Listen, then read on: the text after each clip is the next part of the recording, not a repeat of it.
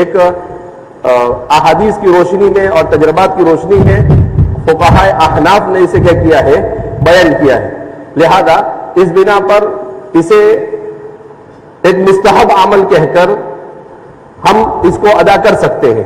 البتہ اس میں اتنا زیادہ تشدد کی ضرورت نہیں. ہاں یہ بات ضروری ہے کہ ہم اس کا فائدہ اٹھا کر بہت زیادہ بھی پاؤں پھیلا کر کھڑے نہ رہیں. تو اس لیے سب سے پہلے یہ کوشش کریں، اگر تھوڑا بہت آگے پیچھے بھی اس میں ہو گیا تو میرے خیال سے کوئی حرج ہونا چاہیے نہیں.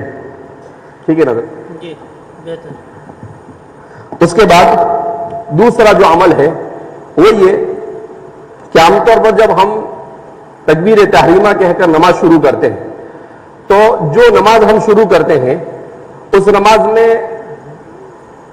تکبیر تحریمہ کہتے وقت ہمارے ہاتھ کیسے ہونے چاہیے، ہمارا سر کیسا ہونا چاہیے، اس میں بڑا مسئلہ ہوتا ہے. تو اس کا صحیح طریقہ ہم پہلے معلوم کر لیں اور اس کے بعد جو غلط مروجہ طریقے ہیں اس کو بتلانے کی کوشش کی جائے گی. تو اس کا صحیح طریقہ جیسا کہ بتلایا گیا کہ سب سے پہلے جو یہ ہمارے ہاتھ ہے اسے اس کی اپنی حالت پر چھوڑ دیں. نہ اسے ایسا ملانے کی کوشش کریں اور نہ اسے ایسا پھیلانے کی کوشش کریں.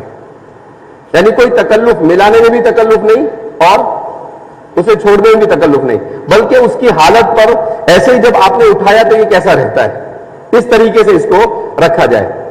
اب جب یہ ایسا ہے تو اب اس کے بعد جب اس کو اٹھایا تو اٹھانے کے بعد جیسا کہ بتلایا گیا کہ اس کے دو طریقے ہیں.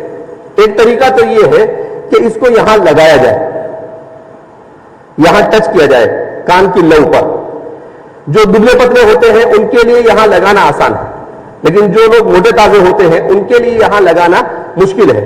تو اگر وہ مشکل ہو رہا ہے کہ وہ ٹچ نہیں ہو رہا ہے تو کم سے کم اس کے محاذات لینا ہے. عام طور پر تو یہ ہے اس کا صحیح طریقہ، یعنی اپنی کوشش سے ہتھیلی کا رخ قبلے کی طرف جتنا ممکن ہو سکے اپنی استطاعت کے مطابق کرنا یہ مطلوب ہے. تو اس لیے اس طریقے سے یا تو یہاں پر ایسا ٹچ کریں یا پھر کم سے کم آپ یہاں پر اس کو لے آئیں. یہ ہے اس کا صحیح طریقہ. اب عام طور پر جو ہوتا ہے ہمارے یہاں پر ٹچ کرنے کے لیے گردن نہ نیچی کریں. جو لوگوں کے ہاتھ موٹے ہیں جی اوپر نہیں پہنچ رہے ہیں تو ٹچ کرنے کے لیے سر نہ نیچے کریں. ہاں سر، یعنی اسی لیے میں نے کہا تھا کہ اس میں ایک ہاتھ ہے اور دوسرا گردن ہے. تو اس کو گردن کو کوئی حرکت دینے کی ضرورت نہیں. گردن کو آپ اس کی حالت پر چھوڑ دیں. ایسے نہ آپ اس کو ایسا کریں گے، یعنی بعض مرتبہ دیکھا جاتا ہے کہ آدمی ایسے نمک، تو یہ ایک رکوع کے قریب کی کیفیت ہو جاتی ہے جبکہ یہ مطلوب نہیں ہے. لہذا اس بنا پر آپ اپنی حیت پر مکمل کھڑے رہیں گے اور کھڑے رہنے کے ساتھ اس طریقے سے ہاتھ جتنا آپ سے کعبۃ اللہ کی طرف ہتھیلی کر کر ممکن ہو سکے اس کو کان تک لائیں گے. اور پھر اس کے بعد اس کے لیے آپ کو سر کو کسی طرح کی زحمت دینے کی ضرورت نہیں ہے. نہ آپ اس کو پیچھے کرنے کی ضرورت ہے اور نہ اس کو آگے اس کو جھکانے کی ضرورت ہے. اس کو اس کی حالت پر چھوڑنا ہے. آپ کی نگاہ کہاں ہونی چاہیے؟ سجدے کی جگہ پر. سجدے کی جگہ پر ہو، یہ تو ہے اس کا صحیح طریقہ.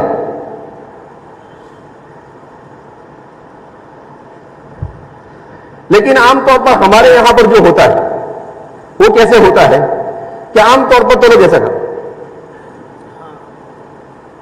اسٹائل. تو یہ آپ صلی اللہ علیہ وسلم کا طریقہ نہیں ہوا بلکہ اپنا طریقہ اور اپنی اسٹائل ہوئی اور یہ مطلوب نہیں. عام طور پر جو لوگوں کو دیکھا گیا تو زحمت نہیں اٹھاتے. کتنا لمبا ہاتھ اٹھانے کی زحمت گوارا کرنا مشکل ہے تو وہ صرف یوں کر کے آتے ہیں. اچھا کچھ لوگ ایسے ہوتے ہیں جی. مولانا افتخار صاحب کا کہنا ہے کہ اس میں عورتوں اور مردوں کی نماز کا جو فرق ہے وہ بھی ساتھ میں بتلا دیا جائے. بہرحال تو پہلے ہم اپنی نماز درست کر لیتے ہیں، انشاءاللہ ان کا بھی بتائیں گے. یہ الوستانوی ٹی وی پر بھی جب ہم نے اس کو ڈالا تو بہت سارے لوگوں نے کہا کہ عورتوں کی نماز بھی بتائی جائے. اب میں نے کہا کہ عورتوں کی کر کر کون بتائے.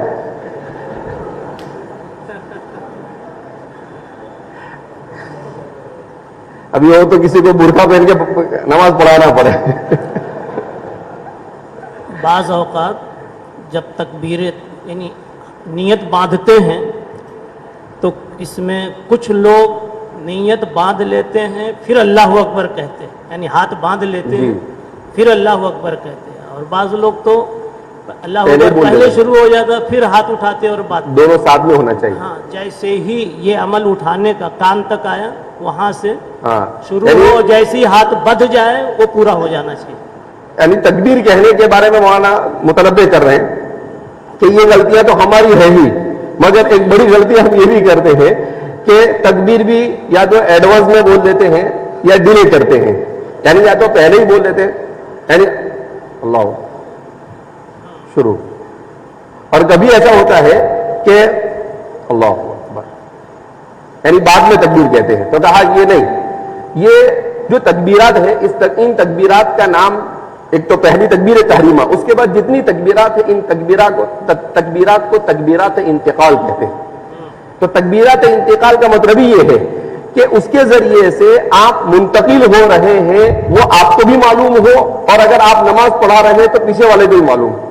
لیکن جب یہ تکبیرات انتقال کا استحضار نہیں رہتا ہے تو آدمی کبھی پہلے کرتا ہے کبھی بعد میں کرتا ہے، اس میں افراط اور تفرید ہوتا ہے. لہذا کہا کہ ایسا بھی نہیں کہ یہاں سے اٹھا کر تکبیر شروع کر دے گے، وہ تو یہاں تک آئے گا وہاں تک ختم ہو جائے گی.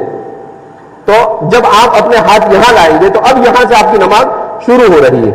تو اللہ اکبر، اور جیسا مولانا نے کہا تھا کہ عام طور پر لوگ اس میں بھی کھینچتے ہیں اللہ اکبر، تو پیچھے مقتدیوں کے لیے مسئلہ ہو جاتا ہے کہ وہ آپ سے آگے پیچھے ہو جاتا ہے. یعنی آپ کی تکبیر ابھی پوری نہیں ہوئی، اس سے پہلے اس کی پوری ہو گئی، تو آپ کی راہ سے پہلے اگر اس کی راہ ادا ہو گئی تو مقتدی کی نماز کا مسئلہ ہے. یعنی انجن تو پہنچا مگر ڈبہ لڑکھڑا گیا.